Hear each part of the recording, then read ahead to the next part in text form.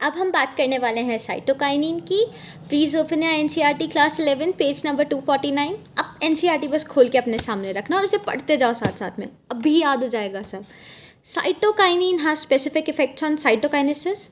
अब ठीक है, साइटोकाइनिन नाम कहाँ से आया? साइटोकाइनेसिस से आया। कहाँ पे? कैरियोकाइनेसिस, साइटोकाइनेसिस, सेल साइकिल में पढ़ते हैं ना। साइटोकाइनेसिस मतलब सेल डिवीजन। तो ये साइटोकाइनेसिस से ही हमने साइटोकाइनिन वर्ड उठाया है। इसका मतलब ये सेल डिवीजन में ही मदद करने वाला है। हाँ, ये वही उसी जगह पर काम करने वाला है जहाँ पे सेल डिवीजन होता है।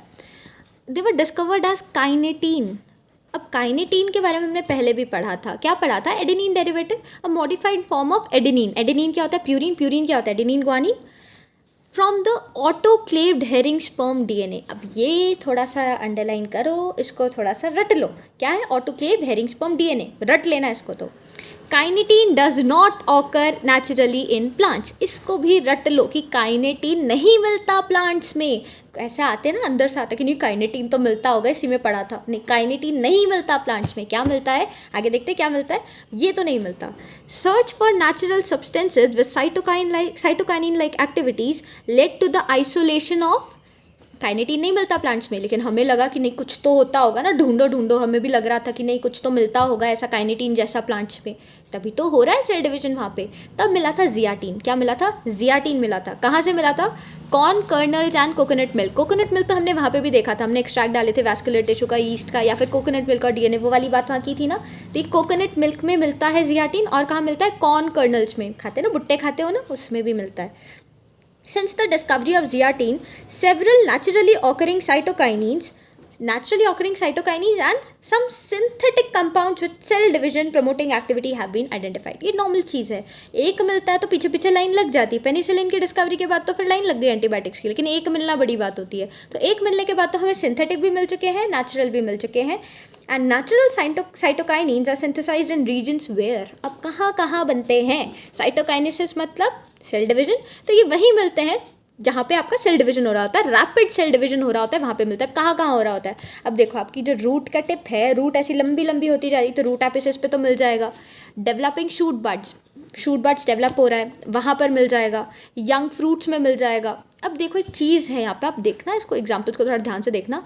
ये साइटोकाइनिन है ना, आपको शूट वाले पार्ट में, मतलब आपका रूट एपिसिस तो है ही, जाके शूट वाले पार्ट में ज़्यादातर आपको मिल जाएगा वो।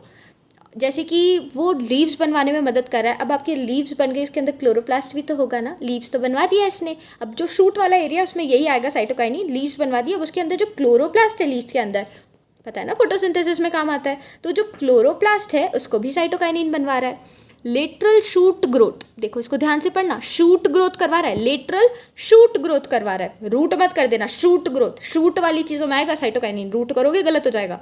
लेटरल शूट ग्रोथ कराने में मदद कर रहा है, साइड में लेटरली ऐसे ऐसे ग्रो करवा रहा है।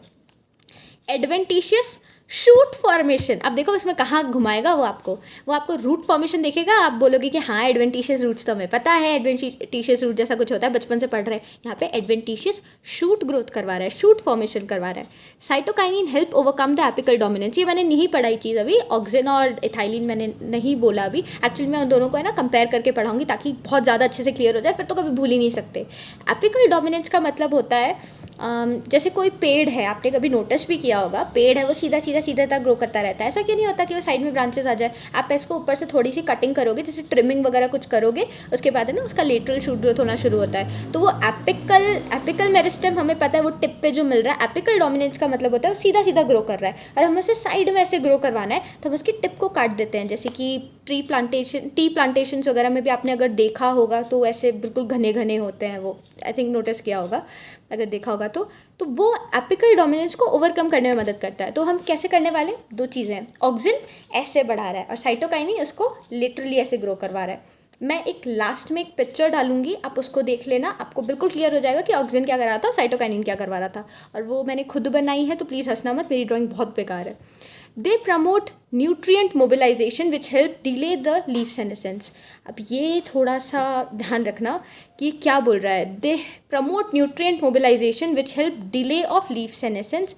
बुढ़ा नहीं होने दे रहा, बुढ़ा नहीं होने दे रहा है, पॉजिटिव चीज़ कर रहा है तो बुढ़ा नहीं होने दे रहा है, न्यूट्रिएंट मोबिलाइजेशन को ये करवा रहा है। अब ये कुछ चीज़ें होती हैं कुछ कुछ टॉपिक में, जैसे साइटोकाइनिन में यही है न्यूट्रिएंट मोबिलाइजेशन वाला, इसको याद रखना कि न्यूट्रिएंट मोबिलाइजेशन कौन करवाता है, साइटोकाइनिन करवाता है, और वो डिले कराता है लीफ सेनेसेंस को।